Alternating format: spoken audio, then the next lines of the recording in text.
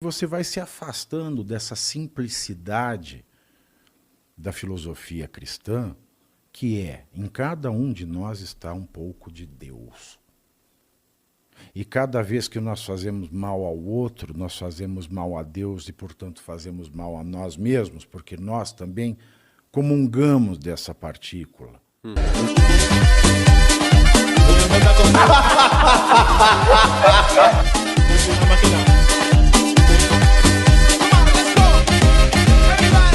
Imagina, e assim, acho que esse é o parte do processo, né? A gente tem que pensar sobre esses conflitos realmente. E eu acho que a minha parte pessimista acha que se existir uma Torre de Babel, né, e a divisão que foi feita entre as línguas para a gente não conseguir se comunicar, nesse sentido só piora. Porque cada vez mais os nichos, os núcleos, têm dialetos próprios.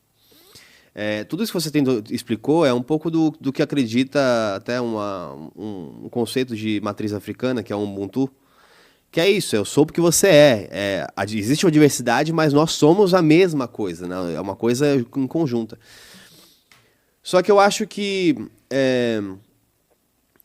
nós temos hoje em dia alguns impulsionadores dessa Torre de Babel, dessa divisão da população maior ainda, que se você pegar até os anos 80, você ainda tinha uma grande força nos alicerces do ser humano, que era a família.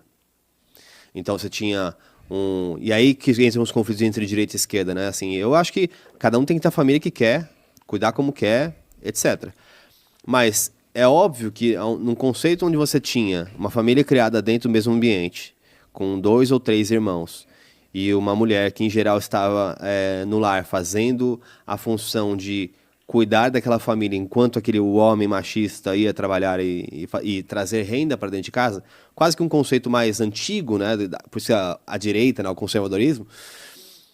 Quando eu viro a página para hoje, as mulheres também estão no mercado de trabalho, os filhos muitas vezes estão sozinhos e são um filho só, filho único, que está abandonado porque tanto o pai quanto a mãe trabalham, e quando ele chega no ambiente onde ele quer encontrar o pertencimento, o que ele encontra? Nada. Nada. A gente tem uma concepção errada do que é conservadorismo. Uhum. No Brasil, assim, eu conto nos dedos os conservadores, que as pessoas confundem costume com tradição. As pessoas falam, eu sou conservador porque eu sou conservador nos costumes. Se você é conservador nos costumes, você não é conservador. Porque o conservador, ele não tem nos costumes os valores a serem buscados politicamente. Uhum. O valor de um conservador está na tradição. A tradição ela é maior que o costume. A tradição ela acomoda a mudança de costumes. A tradição ela consegue aconchegar os costumes. Uhum. Mas os costumes não conseguem aconchegar uma tradição. Um costume é único, imutável. Um costume, ele pode ser uma coisa maravilhosa hoje e amanhã ser uma coisa horrorosa. Por exemplo, a escravidão foi um costume, mas nunca foi uma tradição.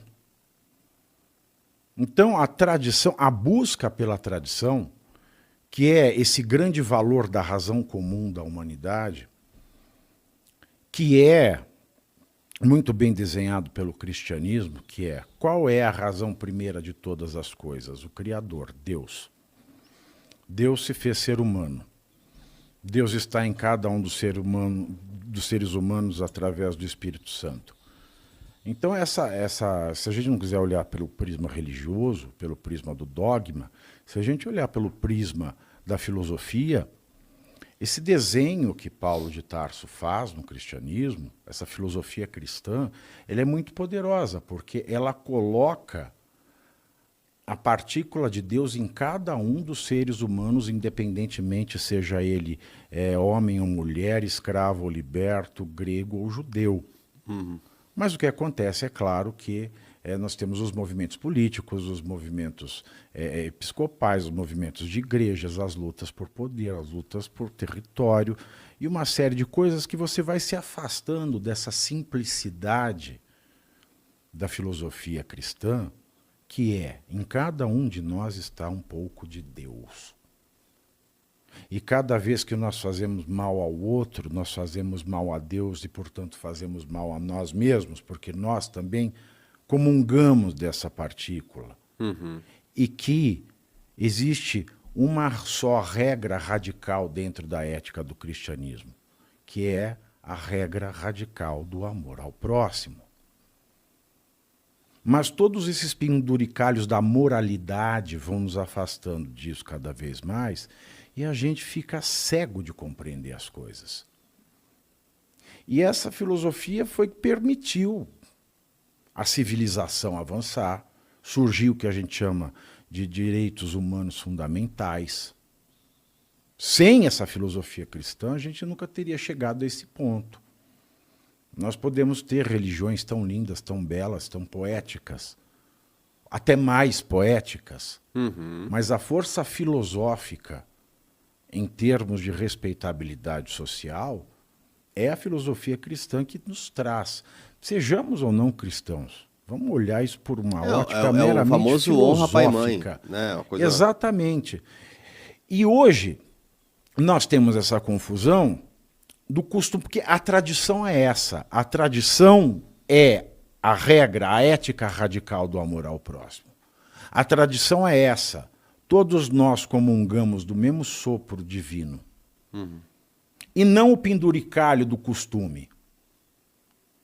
A mulher ela ficou, é claro, ao longo isso é natural, é biológico, apartada das atividades de caça e do trabalho por muitas eras, porque a gravidez, até pouco tempo atrás, ela trazia um risco de vida para a gestante que, na maioria dos casos, as mulheres morriam.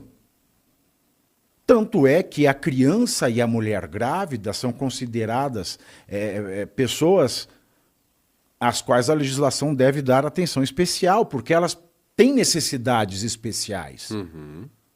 Sem a mulher não há criança, sem a criança não há homem. Então, a mulher e a criança são a base de absolutamente tudo. São a base de absolutamente tudo.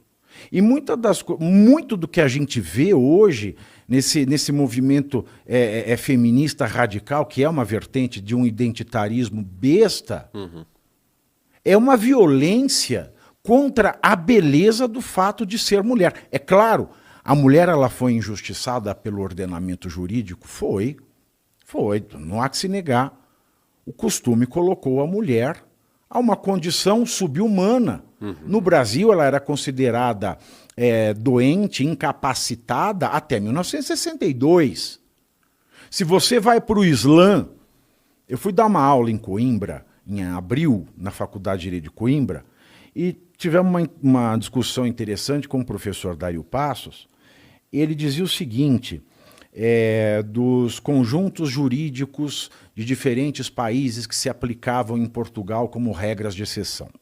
E aí ele falou dos casos da Sharia. E aí eu perguntei ao professor Dario Passos, como é que o professor ele admite um subsistema, que é a Sharia, ser reconhecida como direito a fins de aplicação de regra de exceção? Ele falou, não, veja, a Sharia ela é direito em muitos países. Eu falei, então nós temos um problema. Porque se hoje nós reconhecemos a supremacia de direitos fundamentais e universais, e o professor reconhece a Sharia como direito, a gente não sabe o que é direito. Fato. Porque se um direito fundamental e universal prega que o homem tem o mesmo valor existencial que a mulher, e a Sharia coloca a mulher atrás do cachorro, então eu não tenho significado mais para o direito. Então o costume colocou a mulher em uma situação prejudicial dentro do direito. E isso reflete a condição mais frágil biológica.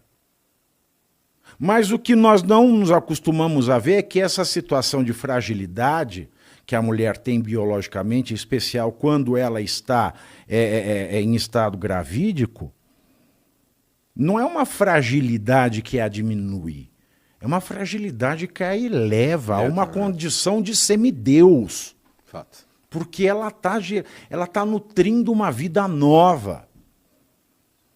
Então a gente precisa olhar as coisas de perspectivas novas. E o que muito acontece hoje é que a mulher, ela quer negar a grandeza de ser mulher, o homem quer negar a grandeza de ser um homem, pessoas se unem em casamento por costume, não tem preparo para formar uma família, aí você joga um indivíduo que não vai ter pertencimento em lugar nenhum e ele vai perpetuar essa sociedade de pessoas incapazes de compreender o seu papel, não só dentro da natureza, mas dentro da dinâmica de relações sociais. Uhum. Porque a gente tem o costume de ir para extremos, né? Sempre 880. A mulher, ela sofre o preconceito, ela é tratada como uma inválida. Então agora a mulher, ela tem que pôr calça, não depilar o sovaco e falar grosso. Não! A gente precisa parar para olhar as coisas, para dar razão às coisas. E a razão, como eu falei, do grego logos, é dar os predicados verdadeiros e corretos a cada coisa que se analisa. A mulher fica grávida? Fica. A mulher fica numa situação física mais frágil? Fica. Mas essa situação física mais frágil é uma situação existencial muito mais elevada do que a do homem. A gente não tem paciência de parar para pensar. E é esse mal que vai destruindo as chances de nós compreendermos a grandiosidade que é a vida humana na face da Terra. Então, primeiro C, você curte, que é o preço deste programa. Quanto vale o ingresso para ver este palhaço neste picadeiro bonito? Vale uma curtida. Vale o seu like, o seu joinha, o seu gostei. Então, a sua obrigação é curtir. Se puder, comente, porque quem comenta ajuda no engajamento. Então, primeiro C é curtir. Segundo C é comentar. O terceiro C, o que seria muito louvável, seria você compartilhar. Tem um link que é a setinha, uma setinha assim, meia bomba. Sabe aquela a setinha da pipa do vovô que se esforça? Você vai lá, copia o link, cola no seu Orkut, no seu Facebook, no WhatsApp, no Telegram, manda sinal de fumaça, pombo correio, não é pombo correio do banheiro, é o pombo correio que leva as mensagens, você passa para todo mundo que você gosta, para quem você não gosta, você também passa. Então, ó, curtiu, comentou, compartilhou, e se puder, se quiser, se o seu bolso comportar, e se seu coração assim permitir, contribua com este programa que vai substituir o Jornal Nacional. Olha que pretensão maravilhosa, hein? Se liga, ô Bonner, nós vamos derrubar o Jornal Nacional. Esta é a meta.